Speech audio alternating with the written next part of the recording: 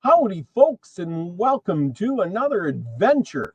And today we're going to be talking about Ken Maynard, one of the first singing cowboys out there, where all the other cowboys were modeled upon him.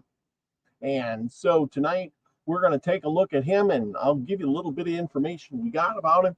And we're going to share the screen, and you're going to find out all kinds of good stuff and see his pictures. If you don't know who he is, look him up on YouTube. Watch one of his old Western movies. It's pretty comical and good. What a great actor he was, and a singing cowboy at that.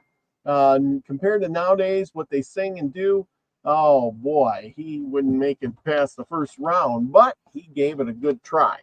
So back in the day, that was the thing, and he was a hit. He was big enough to get a star on Hollywood. So let's talk a little bit about him tonight.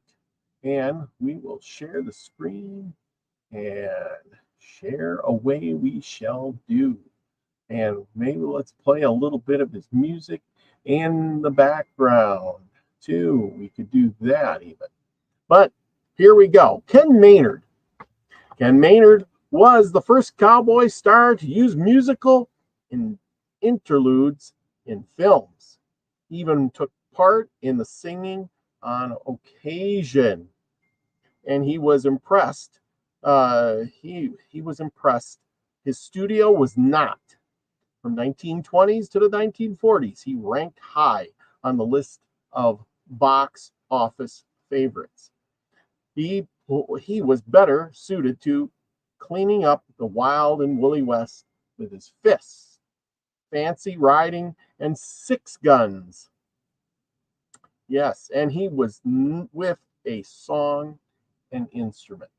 So let's hear his song and instrument at that. I hope this works. Oh, give me a home where the buffaloes roam, where the deer and the antelope. Well, I hope y'all can hear that.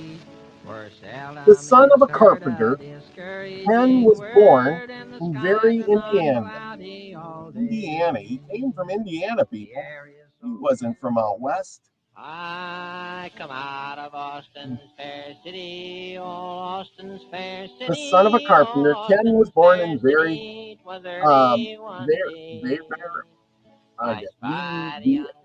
Indiana. Lived there, you know how it sounds. In 1895, one of five children, suspending his childhood in Kentucky and Indiana, Ken ran off at the ripe old age of 14, joining the medicine show. He was sent home, back home. Oh, yeah. Anyway, he was sent back home. His parents gave him permission to join a traveling circus at 16. Maynard worked with carnivals, Wild West shows, and circuses. He used his time to perfect the skills he would eventually use as a cowboy. Can you believe that? On the Hollywood backlots, trick riding and fancy roping after Army duty during World War I. Ken returned to the circus work and ventured into rodeo arena. Wow, he was a rodeo guy. In 1920, he won an astounding sum of $42,000 in Oregon as the Pendleton Rodeo all-around cowboy champion. Ken traveled to Los Angeles with the Ringling Brothers and Barnum and Bailey Circus Wild West show. There he met Western box office hero Buck Jones, who encouraged him to take a shot at Hollywood. He took the advice and hit the target with a contract at Fox Studios. Yes, he did. Well, within several years, he had ridden from the front of the pack for the cowboy shoot-'em-up fans of the period. He was the #1 cowboy. Everybody wanted to see old Ken Maynard. By the time he cowboy, and signed the I'm first off to national Texas Ken and his horse trade. My Tarzan. freight is cinching saddles He and had a horse some named rattle Tarzan, rein. believe it or not. Let's see if you But can find I the can Tarzan. twist the Ken lasso with Maynard. the greatest skill Yeah. and ease. His Oh, horse rope and Tarzan ride the had quite a bronco following. anywhere His I death-defying please. stunt work gave the other cowboy stars some fierce competition. Kenneth Allen Maynard was born in Vevey, Indiana on July 21st, 1895. From his Yes. youngest years, So Maynard wanted anyway, to be a cowboy. there was Ken Maynard. Um, his handsome features and horsemanship more than made up for whatever acting skills he lacked. Maynard moved to the Universal Films where he made 8 pictures and took advantage of the new concept, musical soundtracks, and music. Proficient on several instruments, Ken recorded 2 songs for Columbia Records, The Lonesome Star Trail and The Cowboys Liniment.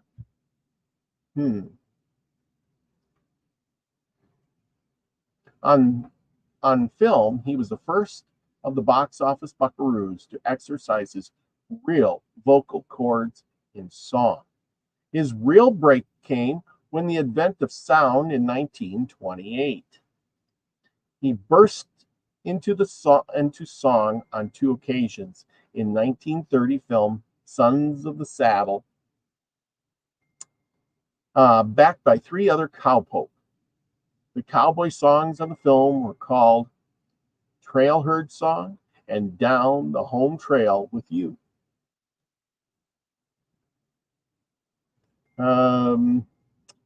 Ken's singing came off as amateurish, but amateurish. He was like an amateur, as you could hear from the songs we played. 25, and So anyway, Ken Maynard. I know him for their Anyway, let's see. Ken, what did he do? He was rough around the edges, seemed to lend an air of authenticity to his performances.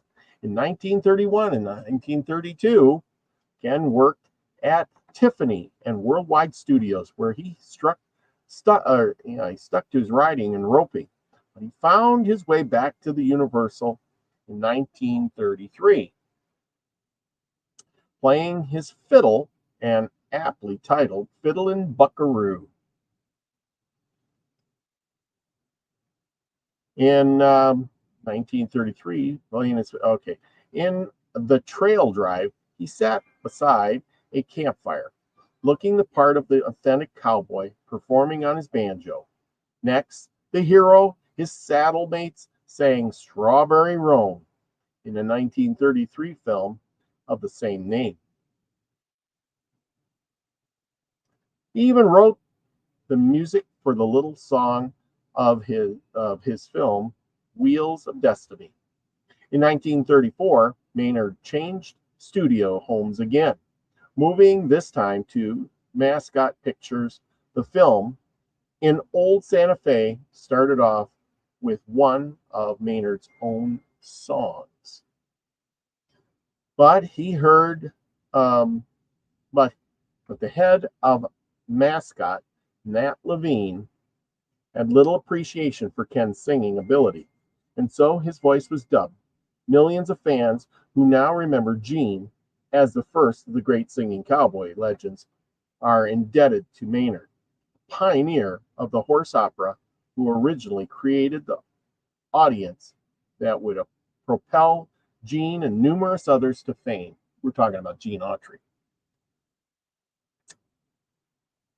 After making more than 50 sound movies, Maynard left film work in 1940 to hit the rodeo circuit once again. He returned to Hollywood in 1943 for the Trailblazers series. Then, after 2 years, Ken retired from film and continued to make appearances at rodeos and state fairs. Following the death of his wife, he became a recluse, dying at the age of 77, living broke in a trailer after suffering from alcoholism and malnutrition. And there, Ken Maynard serves to us with his star on the Hollywood Walk of Fame. Ken Maynard and his singing ability cannot go without records. Well, if you have an old record like this, possibly could be worth some money. They're American boys' favorite cowboy. Cowboy's Lament, Ken Maynard. Oh, to have one of those records today. And I'm sure you can go get the CD. Hear him singing the Lone Star Trail. So with that, that concludes our bit on Ken Maynard. Well, I hope you liked that little bit. It wasn't too terribly much information, but just enough to spark your curiosity. So with that, go out, learn a little bit about Ken Maynard. Listen to some of his songs. Maybe it will spark your interest to go back and catch some of those westerns from yesteryear, especially the Ken Maynard westerns. With that, everybody, go out and be the frequency you want to receive. Do something nice for others and have your adventure of your own.